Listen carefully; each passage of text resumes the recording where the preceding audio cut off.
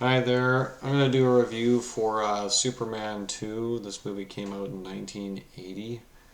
Um, I don't know. It's almost as good as Superman. It had a bit of a director problem with it because the first two Superman movies were originally supposed to be directed by Richard Donner, and brings back a lot of the same characters, but unfortunately. Due to conflicts with the producers of the film, you end up with a very different director, Richard Lester, in the helms of this one. So Donner had filmed about 75% of this one before they kind of cut it. They wanted to get the Superman 1 filmed. So, of course, they had a conflict of interest. The producers of the film had a conflict of interest with Richard Donner, so he eventually got tossed. They ended up bringing in Richard Lester. And they more or less decided that because it was more or less to do with budgeting, I think. The fact that Donner was trying to make a better, a more superior quality film per se. But Richard Lester nonetheless did a pretty good job of the film. Um, the comedic aspects are there, I guess. I guess Richard Lester was known as more of a comedic director, although whether or not that made it into the film or not, I don't know. I don't think it really did. Ironically enough, a couple of the actors didn't bother coming back. Um, this movie was just a little bit different than the first movie. This movie opens up with it's revealed that before the destruction of Krypton, three people were under trial for crime against Krypton. And of course, Jor-El is the one adjudicating this trial and sentencing the three characters, is it Zod, Non, and Ursa, to the Phantom Zone, which is basically the literal equivalent to a death sentence. Nonetheless, the death penalty has not been issued on Krypton in apparently a few years, so they have something called the Phantom Zone. They get banished. And Mr. Superman, Clark Kent, inadvertently releases them when in the first movie, when he detonates the nukes that he had detonated, and inadvertently released these guys from the Phantom Zone. So I'm not sure how they ended up in the same area, but whatever, they did. It doesn't matter. The three characters end up finding their way back to Earth, and of course, all chaos ensues. But nonetheless, this movie is a continuation of Superman. Lois Lane is having a bit of. I mean, this movie opens up with Paris for some strange reason. A bit of an issue. Lois Lane ends up going up into the Eiffel Tower. Problems ensue. Superman has to come to the rescue. And then the newspaper editor of the Daily Planet sends Perry White sends both Lois and Clark over to Niagara Falls to get a scoop on a story, and so they both go over there. And of course, Lois Lane is already coming under suspicion that Clark Kent is Superman. Um, it's kind of an amusing movie because how it happens in the regular cut, how she finds out is kind of ironic. He trips over the carpet in the hotel and falls right in the fire. And this is the moment when it becomes obvious that he's supposedly Superman. And she's like, "Oh, I think I've known all this time." And I'm like, "Probably." Nonetheless, another thing that's funny about Superman 2 is that um, this film was actually. There's two different cuts of this film. There's, of course, the Richard Donner. They finally decided, well, a couple of years back to finalize the cut of Superman 2. They call it the Richard Donner cut. And basically, it's got they added all the deleted scenes, and they basically produced a finished cut film. This one does contain some stuff that was filmed by Richard Lester, and it's mostly because they had to use that to finalize the picture. They had to use enough test material to make it a film. And in the test material, the way that Lois Lane finds out, she does something actually rather dangerous, and I don't think you really want to be showing. In some ways, you don't know if you want to be showing this in the film in certain ways, but she uses a pistol in order to prove it. She was the way they showed it in the films, two different versions of the film is quite different.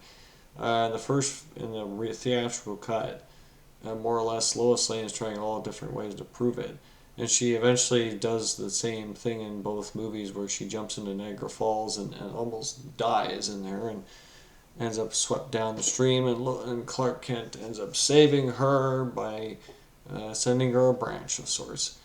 It's a funky scene, but it's also just the whole movie has got kind of like is kind of comedic because of course how things happen was the three Kryptonians get freed, come to Earth, and they start to realize they're becoming powerful. And if, I don't know how they got as powerful as Superman did in such a short time. They haven't been exposed to sunlight radiation like he has for nearly as long. But nonetheless, they get exposed to it. They're becoming superpowered. And of course, they start showing up in weird places. Supposedly, they showed up on the moon. Apparently, the moon missions are still running in this movie. And they show up on the moon. They cause problems there. And then they show up on the river. And of course, there's a cute scene where a guy sees them coming out of the water, and he realizes that one of them is floating on the water, and he throws his cup of water away because he's gotten it from the stream, supposedly. But nonetheless, they all find themselves in some small town somewhere down. I don't know where they find themselves. It doesn't really matter. I think it's Louisiana or Mississippi they find themselves in. And they nonetheless starting to cause mayhem. And Superman, of course, and Lois Lane are in a totally different story thread because after Lois Lane finds out it's Superman, they all both decide to go on something resembling a date. And so Superman goes out, takes her up to the Fortress of Solitude. And it's rather amusing because that's where the problem starts, is that you got two different story threads. And in order to become with Lois Lane, of course, this movie has a problem with timeline structuring because I don't know why Superman was so quick to decide, hey, I need to change into a human in order to be with Lois Lane. Because, of course, Superman introduces introduces Lois Lane to his parents, more or less. And the theatrical cut, it's Kara, not Kara, who is it? Lara. It's Lara. And Lara is the one who adjudicates the transition from Superman to Clark Kent. And it was rather ironic and funny how that happened. So he gets turned into regular Clark Kent now. In the Donner cut, it's a totally different scene. They have Marlon Brando doing those scenes. And it's a totally different scene setup. So it's a little bit strange that they had this happening. Nonetheless, I think that was Marlon Brando and Gene Hackman both decided not to come back for the Lester cut. So all the comedic scenes that involve Gene Hackman are all the Donner cut. That's all the Donner footage. And of course they had to include Gene Hackman as much as they could because he's like a very big, even by this point, he was a fairly big actor. But nonetheless, you get Superman on a date, and they all suddenly realize that they start finding out that the Kryptonians are on Earth and that Clark Kent has to meet them. And of course, they find out that there's somebody named Superman on this planet, Gene Hackman. General Zod learns from Gene Hackman's Luthor, or Lex Luthor, that there is indeed a Superman and he's got powers equal to their own. And they find out that's the son of Jor-El. So, of course, he wants the son of Jor-El comes out. So he's starting a major ruckus in a small town. He's going to destroy the town. He's going to destroy the planet unless Superman outs himself. And, of course, Superman has to out himself. It's rather amusing because in both cuts, he suddenly had transitioned.